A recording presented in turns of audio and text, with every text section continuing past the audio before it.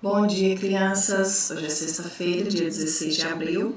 Nós temos aula de português, matemática e ensino religioso. Em língua portuguesa, nós seguimos falando sobre os verbos e hoje nós vamos falar sobre os tempos verbais.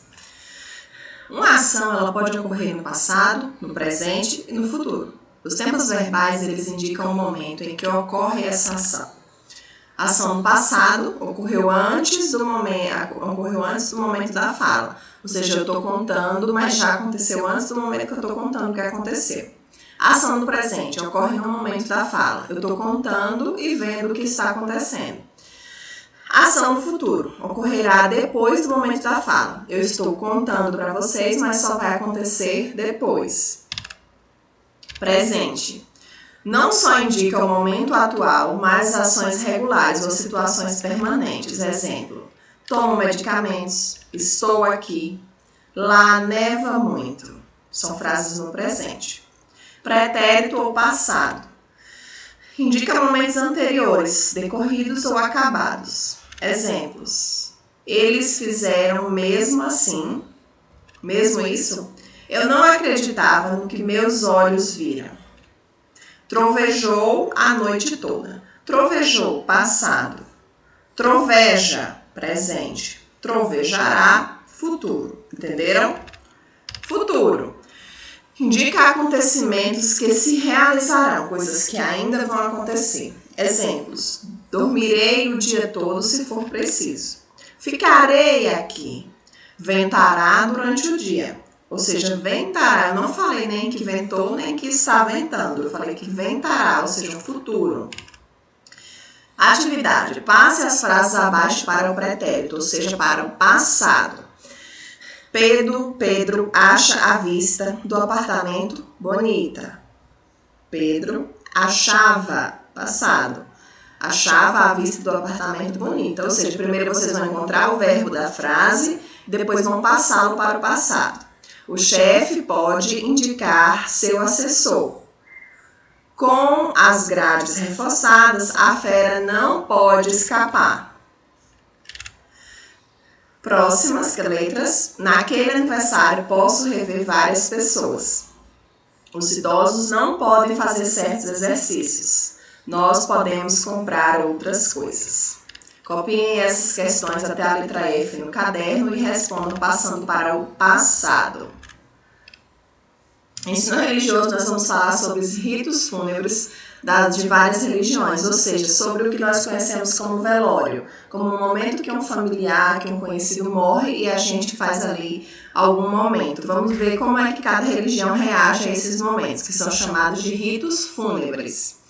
Agora eu vou falar sobre o rito fúnebre do povo Bororó. E você vai fazer um desenho dele. Mas eu tirei a parte do desenho, tá bom? A gente só vai ler o texto. Cerimônia indígena. Para o povo indígena Bororó, que vive no estado de Mato Grosso, o ritual após a morte de alguém é também um momento para transmitir as tradições do povo aos mais jovens.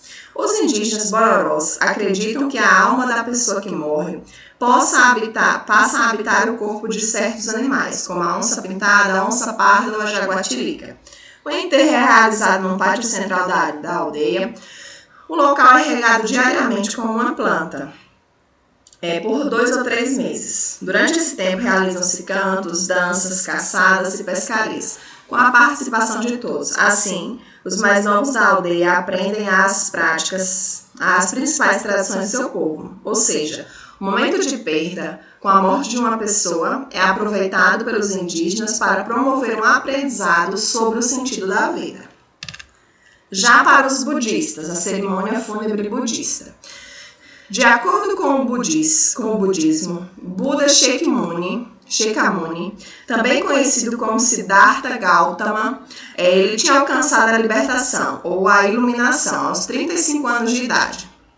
Ele faleceu muito tempo depois, aos 80 anos. Conta-se que sua morte ocorreu assim. Buda estava deitado tranquilamente entre 2 árvores, com a mão direita sobre a cabeça, como um travesseiro.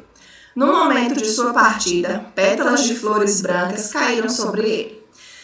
Siddhartha, que é o Buda, ele foi cremado e suas cinzas foram guardadas em várias urnas. O falecimento de Buda é lembrado pelos budistas como uma cerimônia. O rito dela não é triste, pois a morte significa que a vida não acabou, isso é, ainda continua. Antes de falecer, é importante que a pessoa se arrependa do que tenha feito de errado. Depois do falecimento, a família carinhosamente troca a roupa do morto, iniciando o ritual de despedida. O rito fúnebre dura cerca de 49 dias, mas as orações ao ancestral continuarão na família em sinal de respeito. Observem que rito fúnebre diferente, 49 dias. A flor de lótus ela pode ser utilizada no budismo como sinal de perfeição. Ela nasce no lodo, mas ela é bela e perfumada. A flor de lótus é o símbolo da religião budista. Outras cerimônias. A cerimônia cristã. Os cristãos eles realizam os ritos fúnebres de maneira parecida, mas cada igreja tem suas particularidades. Na igreja católica e em algumas igrejas evangélicas, depois do falecimento é feito o velório, um momento em que a família e os amigos se encontram para se despedir da pessoa querida. Cerca de 24 horas depois, ou seja, normalmente os velórios da igreja católica, evangélica, das igrejas cristãs, eles duram ali um dia velando o corpo, fazendo o ritual fúnebre. Cerca de 24 horas depois, o falecido é levado para o cemitério, onde será enterrado. Algumas famílias escolhem realizar a cremação. O velório e o enterro são acompanhados de orações e canções conduzidas pelo padre, pastor ou líder religioso. Cerimônia judaica. No rito fúnebre judaico, a pessoa falecida é lavada com água para purificação e vestida com uma roupa branca especial. Essa roupa representa a pureza e a simplicidade, evitando que ricos e pobres usem trajes diferentes nesse momento. Depois de feitas orações pedindo a Deus que perdoe a pessoa falecida se ela tiver feito algum pecado. O período de despedida do corpo é breve. Antes de enterrar essa pessoa, um familiar faz um discurso em homenagem a ela. Alguns membros da família podem rasgar um pedaço das suas roupas em sinal de dor. A cremação é proibida pelos judeus. Os judeus não fazem a cremação. Cerimônia muçulmana. No islamismo, a pessoa falecida é levada para a purificação. O período de despedida também é muito breve. O líder religioso ou familiar faz uma leitura do Alcorão e conduz as orações. Essas louvam a Allah. Pedem a bênção do profeta Muhammad e depois pedem para todos os mortos e pelas pessoas falecidas em especial. Em seguida, a pessoa falecida é levada a um cemitério islâmico para ser enterrada. A cremação também não é permitida para os muçulmanos. Então, observem que cada religião tem uma maneira de celebrar o rito fúnebre de um jeito. De acordo com esses textos que a Pro leu, você vai responder 2 questões a seguir. Copiem essas questões no caderno de ensino religioso e respondam lá. São só essas 2. Primeiro, descreva um rito fúnebre de que você tenha participado ou que você tenha estudado. Pode ser um desses aí que você achou interessante ou pode ser um rito fúnebre que você costuma participar devido à sua religião. Aí você vai explicar como é que ele funciona. Segunda questão. Em sua opinião, quais outras ações poderiam ser realizadas para auxiliar alguém que está enfrentando a morte de uma pessoa querida? Na prova, a Pro colocou uma questão mais ou menos assim. Que ações a gente pode ter com uma família que está passando pela morte de alguém? O que a gente pode fazer? Você vai responder aí na segunda questão. Copiem 1 e 2 no caderno e responda. Matemática, páginas 174 e 175. Observe a reta numérica e responda. Como podemos localizar as frações? 1/2, 1/3, 1/4, 1/5 e 1/10 nessa reta numérica.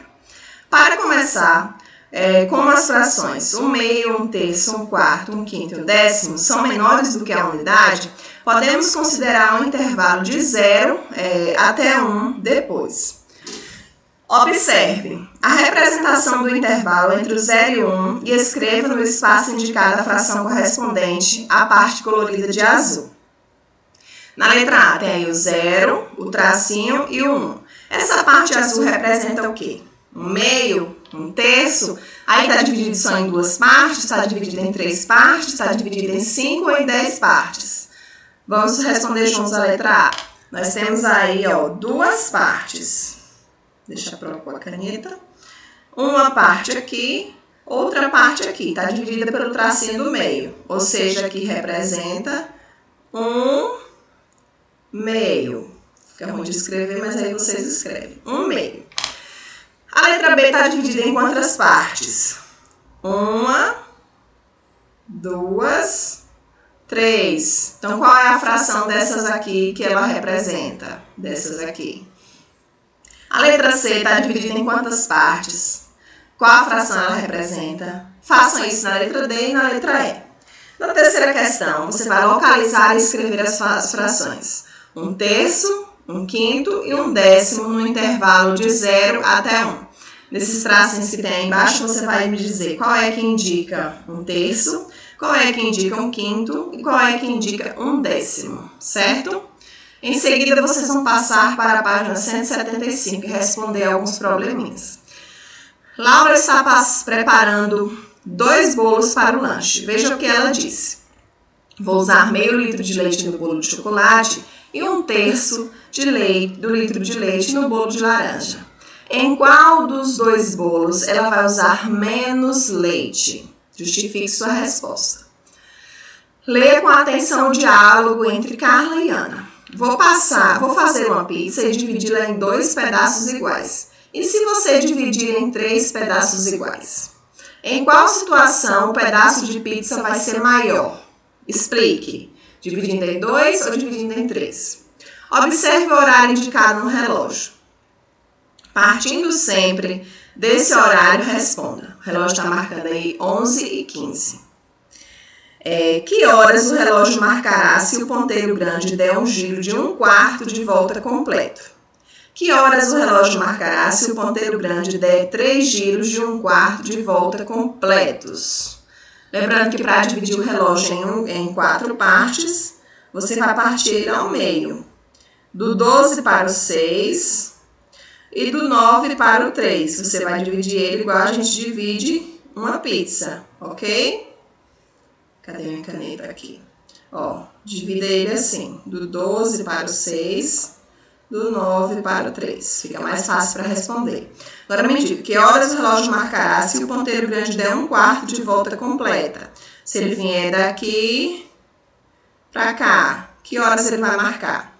Que horas o relógio marcará se o ponteiro grande der 3 giros de 1/4 de voltas?